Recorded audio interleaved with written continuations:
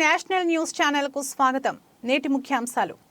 గుంతకల్ నియోజకవర్గంలో సీనియర్లు ఉన్నప్పటికీ మిమ్మల్ని ఎంచుకొని మీకు అభ్యర్థిగా కేటాయించడానికి ముఖ్య కారణం ఏంటి? బీసీలకి, ఎస్సీ, ఎస్టీ, బీసీ మైనార్టీలకు పెద్దపీట వేయాలనే ఒక దాని ఆధారంగా తీసుకొని గుంతకల్ నియోజకవర్గం తీసుకుంటే బీసీలు ఎక్కువ శాతం ఉన్న పరిస్థితి. మీకు సీటు కేటాయించడానికి ముఖ్య కారణము కూడా మీరు బీసీలు ఖచ్చితంగా పెద్ద ఆయనకి 175 సీట్లు ఫస్ట్ గుంటకల్ నియోజకవర్గం బహుమానం ఇస్తూ భారీ ముడుపులు చెల్లించి సీటు దక్కించుకున్నారు అని అంటున్నారు. ఏమంటారు? ప్రమాణం చేసి భగవద్గీత సాక్షిగా చెప్తా, ఖురాన్ సాక్షిగా చెప్తా, అదేవిధంగా బైబిల్ సాక్షిగా చెప్తా.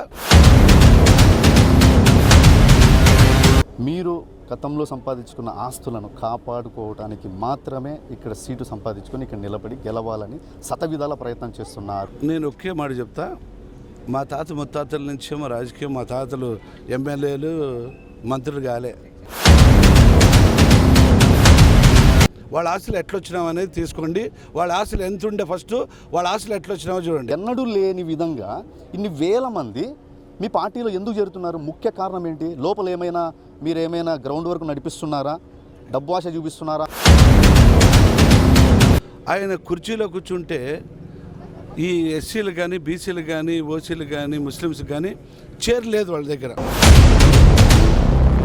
ఒక కమ్యూనిటీకి సంబంధించిన వాళ్ళు మీ ఆధ్వర్యంలో, జయరాం గారి ఆధ్వర్యంలో చేరటానికి ఓ హాల్లో మీటింగ్ పెట్టుకుంటే ఆ హాల్లో మీటింగ్ జరగకోకుండా కరెంటు తీసేసి నానా ఇబ్బందులకు గురి చేసి పల్లెల నుంచి వచ్చే వాళ్ళని కూడా రానివ్వకోకుండా మే 13వ తారీఖు రోజు ఆయనకి ఏం చేయాలనుకున్నారో అది ఖచ్చితంగా పులి స్టాప్ పెట్టే రోజులు దగ్గరలో ఉన్నామని. మీరు మంత్రిగా కూడా చేసి వచ్చారు, ఇప్పుడు ఎమ్మెల్యే అభ్యర్థిగా నిలబడుతున్నారు.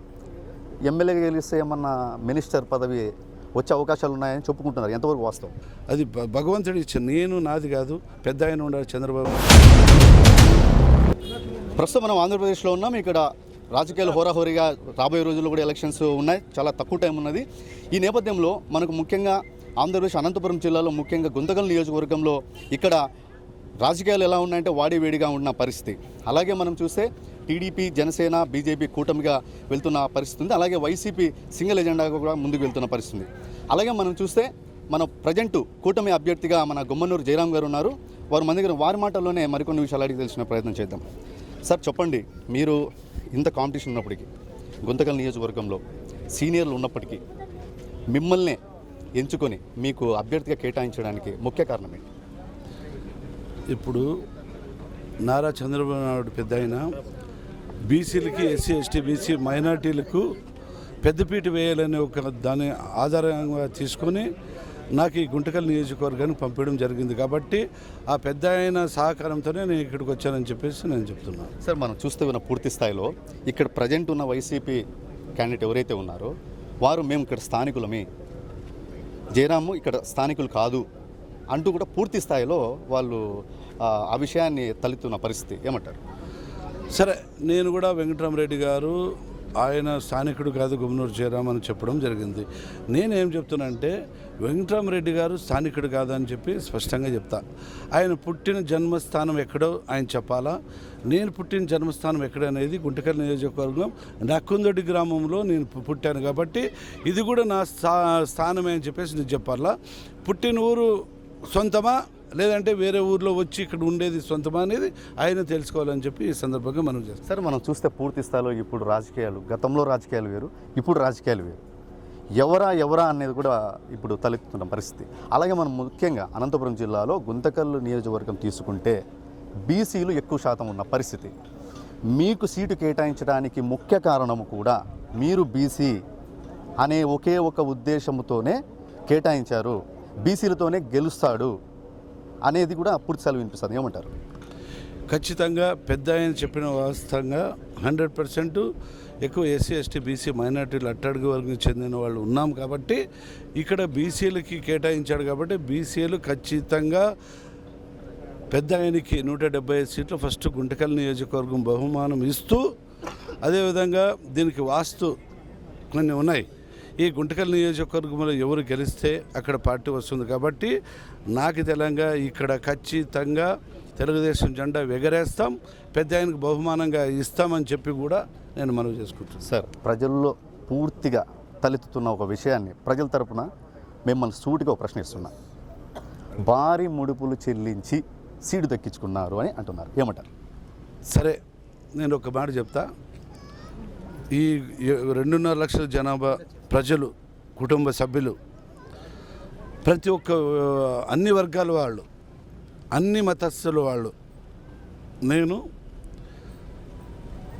ప్రమాణం చేసి భగవద్గీత సాక్షిగా చెప్తా, ఖురాన్ సాక్షిగా చెప్తా, అదేవిధంగా బైబిల్ సాక్షిగా చెప్తా, ప్రమాణం చేసి ఏ ఒక్క రూపాయి కూడా నేను ఇవ్వలేకున్నట్ల ఈ బీసీలకు పెద్దపీట వేస్తాడని చెప్పే విధంగా టికెట్ నాకు ఇచ్చారే కానీ డబ్బులు నాకు ముడుపులు చెల్లించే ఇది లేదు అని చెప్తా. అదేవిధంగా ఈ గుంటకల్ నియోజకవర్గానికి ఇప్పుడున్న ముఖ్యమంత్రి వెంకటరామరెడ్డి గారికి దాదాపుగా 20-30 కోట్లు పంపించి 40 ఫండ్ పంపించి మీరు ఏం చేస్తారో ఇంకతో గెలవాలని చెప్పేసి పంపించినాడు.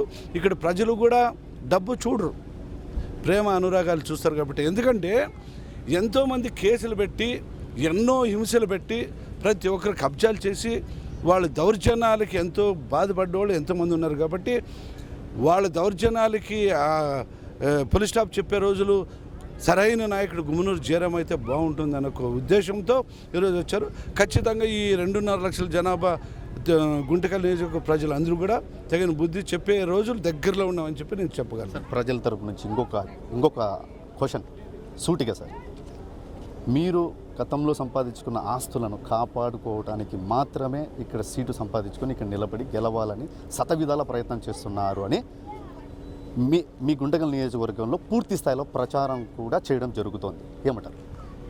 నేను ఒకే మాట చెప్తా. మా తాత ముత్తాతల నుంచి మా రాజకీయం, మా తాతలు ఎమ్మెల్యేలు మంత్రులు కాలే, కేవలం గుమ్మనూరు జనం నుంచి వచ్చింది. ఇప్పుడు ఆస్తులు సంపాదించుకోవాలంటే వాళ్ళకి ఆస్తులు ఒక ఇంటికి పోయి వాళ్ళ ఆస్తులు తీసుకొని వాళ్ళ తరతరాలు చూసుకోండి, వాళ్ళ ఆస్తులు ఎట్లా వచ్చినావు అనేది తీసుకోండి.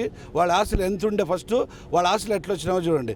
ఒక ఇంటికి ఒక పెద్ద ఆదాయం ఆస్తులు వచ్చి వాళ్ళు ఇది ఆస్తువంతులు కావచ్చేమో కానీ ఈ గుమ్మనూరు జనం ఆస్తువంతుడు కాదు, ప్రజల మనిషి అనేది నేను చెప్పగలను. ఆస్తి ఏదైనా వాళ్ళు ఏమో వాళ్ళు ఏదో రాయల్ ఫ్యామిలీ అంటారు, మరి వాళ్ళకే రాయల్ ఫ్యామిలీ ఉంది. మాకు ఈ గుంటకల్ నియోజకవర్గం ప్రజల అండదండ ఉంటే చాలు, డబ్బు అవసరం లేదని నేను చెప్పగలను. సార్, అలాగే మీ నియోజకవర్గంలో నుంచి గత కొద్ది రోజుల నుంచి కూడా పూర్తి స్థాయిలో ఎస్టీ, బీసీ, ఓసీల నుంచి భారీ చేరికలు జరుగుతున్నాయి మీ ఆధ్వర్యంలో. ఎందుకు అంటే ఎన్నడూ లేని విధంగా ఇన్ని వేల మంది మీ పార్టీలో ఎందుకు చేరుతున్నారు? ముఖ్య కారణం ఏంటి? లోపల మీరేమైనా గ్రౌండ్ వర్క్ నడిపిస్తున్నారా, డబ్బు ఆశ చూపిస్తున్నారా అనేది కూడా ప్రజలు వస్తున్న మాట, ఏమంటారు? నేను ఒక మాట చెప్తా. ఇప్పుడున్న ఎమ్మెల్యే ఎస్సీ, ఎస్టీ, బీసీ మైనారిటీలు ఆయన కుర్చీలో కూర్చుంటే ఈ ఎస్సీలు కానీ, బీసీలు కానీ, ఓసీలు కానీ, ముస్లిమ్స్ కానీ చేరలేదు, వాళ్ళ దగ్గర స్వతంత్రం లేదు. మా అట్టడుగు వర్గానికి చెందిన వాళ్ళు ఏమో కోరుకుంటారంటే దేశాంతరం పైన స్వతంత్రం ఉండాలా, ఎక్కడ పోయినా కూడా మాకు ఒక కుర్చీలో మర్యాద ఇచ్చి కుర్చీలో కూర్చోపెట్టి మీది ఏమని అడిగే నాయకుడు కావాలని ఈరోజు నా దగ్గరికి వస్తున్నారు. ఆయన దగ్గర ఒక కుర్చీలో కూర్చొని రాజకీయం చేసే నాయకుడు వెంకటరామరెడ్డి అయితే, ఈ గుమ్మనూరు జయరాం దాదాపు 10 సంవత్సరాలు 2 టర్లను ఎమ్మెల్యేగా ఉండి 5 సంవత్సరాలు మంత్రిగా ఉన్నా కూడా గుమ్మనూరు జయరాం ఏ రోజు కూడా మంత్రి, ఎమ్మెల్యే అయిన భావన లేకున్నట్లు ఒక కుటుంబ సభ్యుడిగా ఆలూరు నియోజకవర్గంలో ప్రతి కమ్యూనిటీకి నేను అండదండలుగా ఉన్నాను. కాబట్టి ఇక్కడున్న నియోజకవర్గంలో ఉన్న ఇక్కడ కూడా బంధువర్గాలు కూడా ఉన్నాయి ఆలూరులో, వాళ్ళందరూ ఫోన్ చేసుకొని మన అట్టడుగు వర్గానికి చెందిన వాళ్ళు నాయకుడు గుమ్మనూరు జయరాం అయితేనే మన గుంటకల్ నియోజకవర్గం బాగుంటుందని వాళ్ళు ఫోన్ ద్వారా తెలుసుకున్న తర్వాత మీరు అన్నారే, అందరూ కూడా అన్ని కమ్యూనిటీలు కూడా ఒక జయరాం దగ్గర ఒక తమ్ముడు అన్నగా చూసుకుంటాడు, మా కుటుంబ సభ్యులేక చూసుకుంటాడనే ఒక ప్రేమతోనే ఈరోజు బ్రహ్మాండమైన బ్రహ్మరథం పడుతున్నారని చెప్పి. నిన్నటి రోజు ఏదైతే ఉందో ఏప్రిల్ 25వ తారీఖు నిన్నటి రోజు, నిన్న సాయంకాలం 7 గంటల 6:30 మధ్యలో బీసీ కులాలకు సంబంధించిన ఒక కమ్యూనిటీకి సంబంధించిన వాళ్ళు మీ ఆధ్వర్యంలో, జయరాం గారి ఆధ్వర్యంలో చేరటానికి ఓ హాల్లో మీటింగ్ పెట్టుకుంటే ఆ హాల్లో మీటింగ్ జరగకోకుండా కరెంటు తీసేసి నానా ఇబ్బందులకు గురి చేసి పల్లెల నుంచి వచ్చే వాళ్ళని కూడా రానివ్వకోకుండా ఇబ్బందులు పెట్టారన్నది పూర్తి స్థాయిలో ప్రజల్లో వినిపిస్తున్న పరిస్థితి. ఎంతవరకు నిజమో అబద్ధం? 100% నిజం. ఎందుకంటే ఇప్పుడున్న పరిస్థితుల్లో వెంకటరామరెడ్డి వెనక్కి పోయేవాళ్ళు, నడిచేవాళ్ళు ఈ నియోజకవర్గంలో ఎక్కడ కూడా ఏ పల్లెలలో కూడా లేరు. కాబట్టి ఆయనకి భయం అంటుకునేసింది. గుమ్మనూరు జయరాం వచ్చి ఇక్కడ 20 రోజులు కాకుండానే వైజాగ్లో సముద్రం ఎలా పారిందో గుంటకల్ నియోజకవర్గంలో సముద్రం లేదు కానీ జన సముద్రంగా మారింది. కాబట్టి ఆయన భయం అంటుకొని ఎక్కడ చూసినా కూడా నా దగ్గరికి వచ్చే వాళ్ళకి భయపెట్టి పోలీసు యంత్రాంగాన్ని ఉపయోగించుకొని పోలీసుల ద్వారా భయపెట్టించి అడ్డు తగులుతున్నారు. కానీ మా వాళ్ళు కూడా భయపడే ప్రసక్తే లేదు. కేవలం 15 రోజులు ఉంది. ఈ పోలీసులు కానీ ఇంకోరికి కానీ భయపడే ప్రసక్తి భయపడద్దని నేను కూడా చెప్పినా, ఏదైనా మీకు ఒక అండగా ఉంటానని చెప్పినాను. కాబట్టి ఈరోజు ప్రజల తీర్పు ఇది. ఖచ్చితంగా రేపు మే 13వ తారీఖు రోజు ఆయనకి ఏం చేయాలనుకున్నారో అది ఖచ్చితంగా పులి స్టాప్ పెట్టే రోజులు దగ్గరలో ఉన్నామని చెప్పేసి నేను చెప్పగలను. ఖచ్చితంగా ఈ గుంటకల్ నియోజకవర్గ ప్రజలు, తెలుగుదేశం కుటుంబ సభ్యులందరూ కూడా ఆయన ఖచ్చితంగా ఓడిస్తారని చెప్పే సందర్భంగా మనం చేసుకుంటాం. మీరు మీ గుంతకల్ నియోజకవర్గం అభ్యర్థిగా మీరు ఉన్నారు కదా, ప్రతి ఒక్క పంచాయతీకి, ప్రతి ఒక్క పల్లెకు, మండలానికి మీరు వెళ్తున్నారు, ప్రతి ఇంటి గడప తొక్కుతున్నారు. ప్రజల స్పందన ఎలా ఉంది? ఎక్కడ చూసినా పండుగ వాతావరణంగా ఉంది. ఏ పల్లెకైనా పోని వాళ్ళే సొంతగా డ్రమ్స్ ఏమి, పూలేమి, వాళ్ళ స్వాగతం పలుకుతుంటే నేను ఎన్నో జన్మలు పుణ్యం చేసుకున్నానని అనుకుంటున్నా. ఎందుకంటే నేను కూడా కర్నూలు జిల్లా ఆలూరు నియోజకవర్గంలో కూడా రాజకీయం చేశాను. కానీ పార్టీకి, ఇక్కడ ఉన్న తెలుగుదేశం పార్టీకి గుంతకల్ నియోజకవర్గంలో విపరీతమైన ఎనలేని ప్రేమ ఉంది. ఇన్ని రోజులు ఆయన భయపెట్టి రాజకీయంతో ఇంటికి పరిమితం చేసినాడు. ఇప్పుడు ఏమైందంటే ఆయనకి భయపెట్టించే కలిగే ఒక గుమ్మనూరు జయరాం వచ్చినాడు. కాబట్టి మాకు ఈరోజు అండదండలు ఉంటున్నాడు. కాబట్టి ఖచ్చితంగా గుమ్మనూరు జయరాం ఆయన్ని బలపరిస్తేనే ఈ గుంటకల్ నియోజకవర్గం బాగుపడుతుంది అనే ఒక దీంతో ఈరోజు బ్రహ్మాండమైన బ్రహ్మరథం పడుతున్నారనే దానికి ఇది నిదర్శనం. సరే, ఈ మెజార్టీ చూస్తూ ఉంటే, ఈ ప్రజల ప్రేమాభిమానాలు చూస్తూ ఉంటే, మీరు మంత్రిగా కూడా చేసి వచ్చారు, ఇప్పుడు ఎమ్మెల్యే అభ్యర్థిగా నిలబడుతున్నారు. ఎమ్మెల్యేగా గెలిస్తే ఏమన్నా మినిస్టర్ పదవి వచ్చే అవకాశాలు ఉన్నాయని చెప్పుకుంటున్నారు. ఎంతవరకు వాస్తవం? నేను ఆ మినిస్టర్ అయితానా అనేది ఏం లేదు. నా దేహానికి, నా హృదయానికి, నా జన్మానికి ఈరోజు 2 సార్లు 3 సార్లు ఎమ్మెల్యేగా పోటీ చేస్తే, ఒక్కసారి 2009లో ప్రజారాజ్యం పార్టీ తరఫున 2000తో ఓడిపోయినా, 2014లో 2000తో గెలిచిన, 2019లో 40,000తో గెలిచి 5 సంవత్సరాలు మంత్రి అయినాం. ఈ జన్మానికి అన్ని విధాలుగా నేను రాజకీయం చేశా. నాకు ఒక ఎమ్మెల్యేగా, ఒక కుటుంబ సభ్యుడిగా నేను చేయాలనేదే ఉంది. కానీ అది భగవంతుడు ఇచ్చిన, నేను నాది కాదు. పెద్ద ఆయన ఉండాలి, చంద్రబాబు నాయుడు పెద్ద ఆయన. ఆయన ఏది చెప్తే దానికి శిరస్సు వంచి ఆ పార్టీకి, మన తెలుగుదేశం పార్టీకి బలోపేతం చేస్తాను.